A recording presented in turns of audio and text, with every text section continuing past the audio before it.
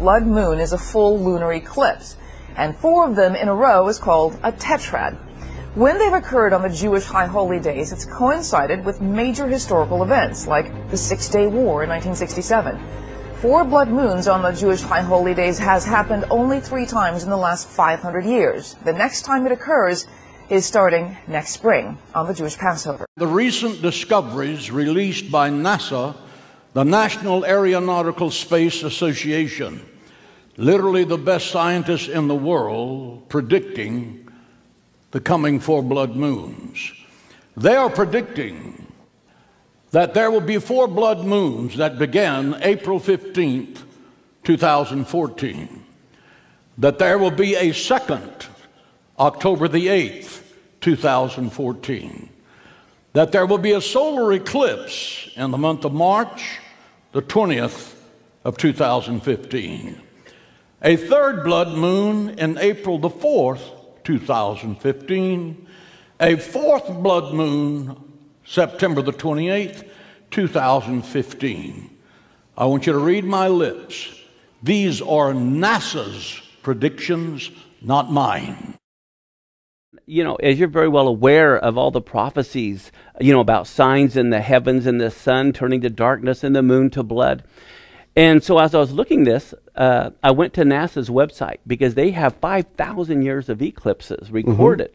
Because God created everything mathematically, they can do this. Right. Well, I noticed that there were 4 total blood moons or total lunar eclipses in a row in 2014 and 2015. They fell on Passover and the Feast of Tabernacles in 2014, and then again on Passover and Tabernacles in 2015. I was blown away to see these 4 blood moons falling on the feast days, and I wondered how often does that happen? And I noticed it didn't happen at all in the 1800s, the 1700s, the 1600s. And so I went to the 1900s, and lo and behold, twice there were 4 blood moons in a row. And guess what years they fell? This is what we talked about, 1967 and 68 when Israel captured Jerusalem.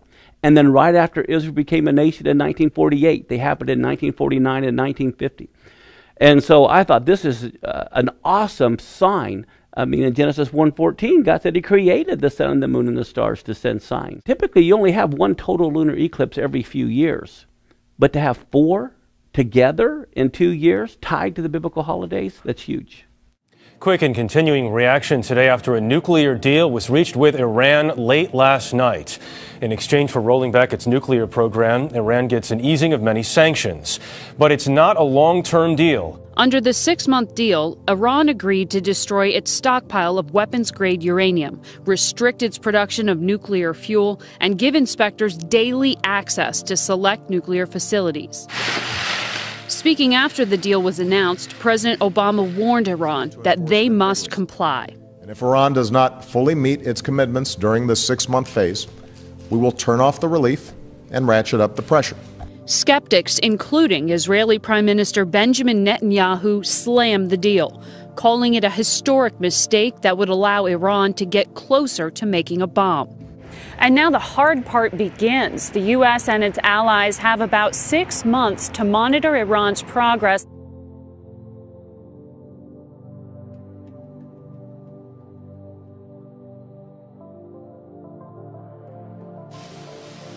Israeli and Palestinian negotiators will seek to reach a peace agreement within 9 months. Our objective will be to achieve a final status agreement over the course of the next 9 months.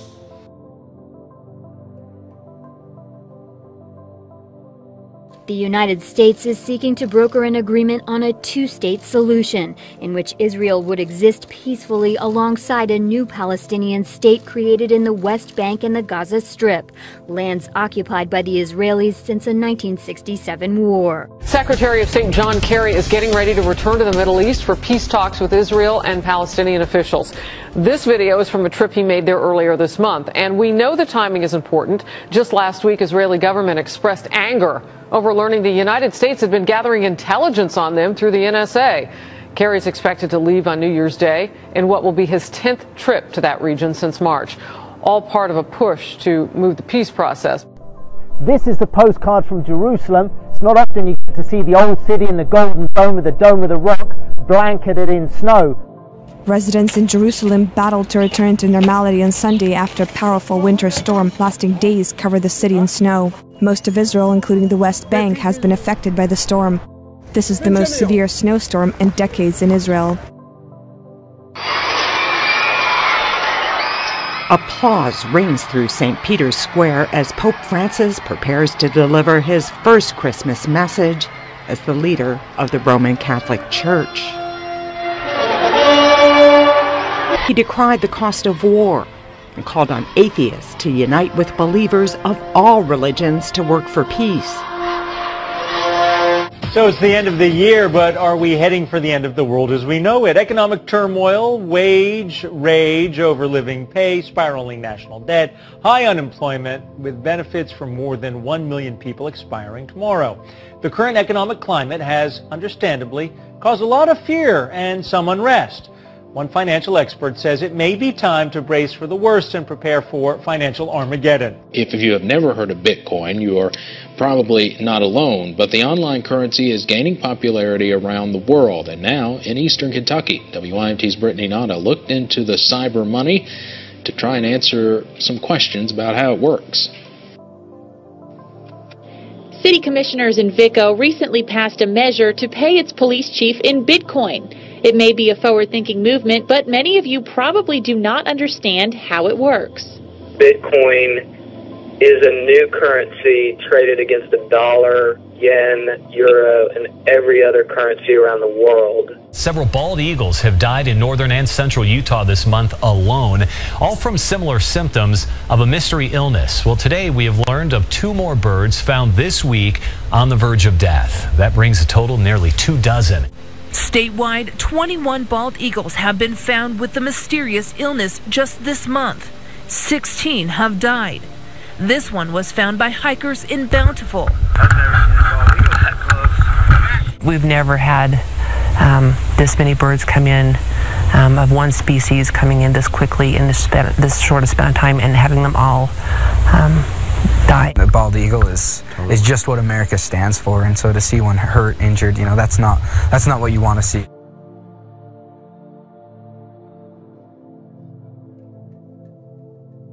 Now, what was strange about this is that this man's speeches and directions for the whole world had to do with new times upon us as human beings, new directives for global peace, and the need to give up current citizenship for world citizenship.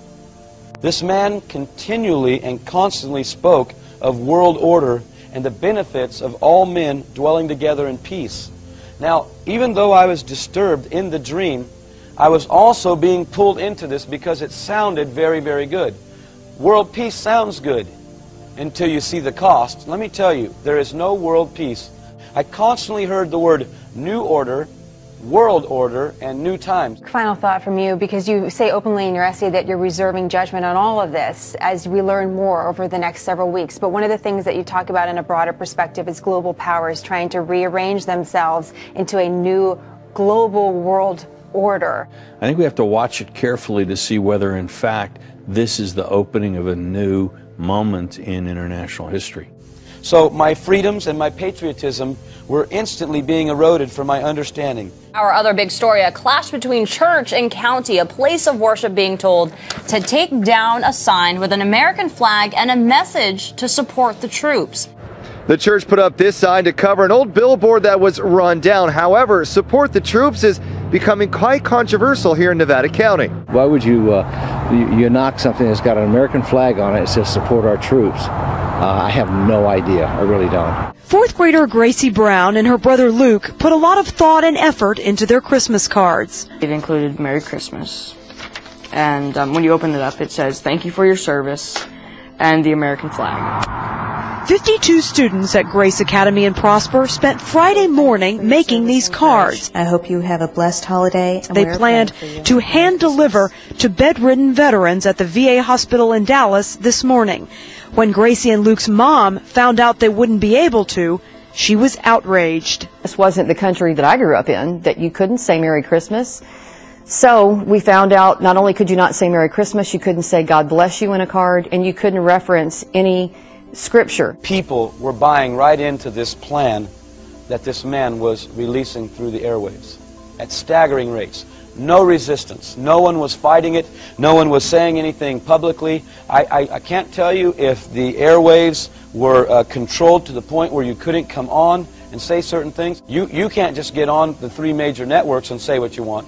Superstar patriarch of Duck Dynasty, Phil Robertson, put on indefinite hiatus now by A&E for comments that he made to GQ magazine about homosexuality. Well, Martha, after some heavy lobbying by gay community, A&E suspended Robertson for his personal comments made to GQ magazine by Barbara Walters, along with the Klan, described his family as Bible thumpers who just happened to end up on TV. In the article, he calls homosexuality a sin, and I'm quoting, "Everything is blurred on what's right and what's wrong. Start with homosexual behavior and just morph out from there. Bestiality, sleeping around with this woman and that woman and those men. Don't be deceived. Neither the adulterers, the idolaters, the male prostitutes, the homosexual offenders, the greedy, the drunkards, the slanderers, the swindlers, they will not inherit the kingdom of God." On the top of them, I began to see cameras, little white oval-looking, hot dog kind of looking cameras. And in the dream, it was revealed to me that these cameras knew the whereabouts of everybody's vehicles. The FBI is now revealing its next generation, if you will, effort to weed out the bad guys. As you mentioned, $1 billion. They've put it to the test so far in several states since February. The facial recognition system compiles mugshots, DNA information, iris scans, and voice recognition, which matches surveillance images with photos of known criminals. It can also track suspects in surveillance footage by honing in on their faces in a crowd. Several public advocates are also wary of the project, fearing it will eventually extend beyond criminals to include images of the innocent. It remains unclear, though, if images of the general public will also be included when it is nationally implemented by the year 2014. Very unusual things began to happen with law. I began to see local municipalities, and no longer were police departments the enforcers of the law of municipalities, but military police driving very unusual looking vehicles that I now know to be called Humvees. These vehicles that I saw were black.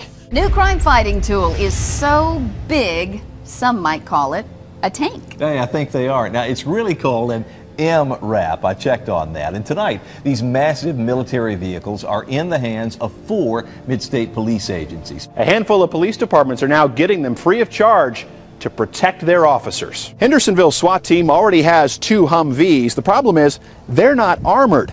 The MRAP gives them that much-needed protection. We plan to paint it black, just the same as our other tactical vehicles, and put police markings on it, and that's probably all we're going to do.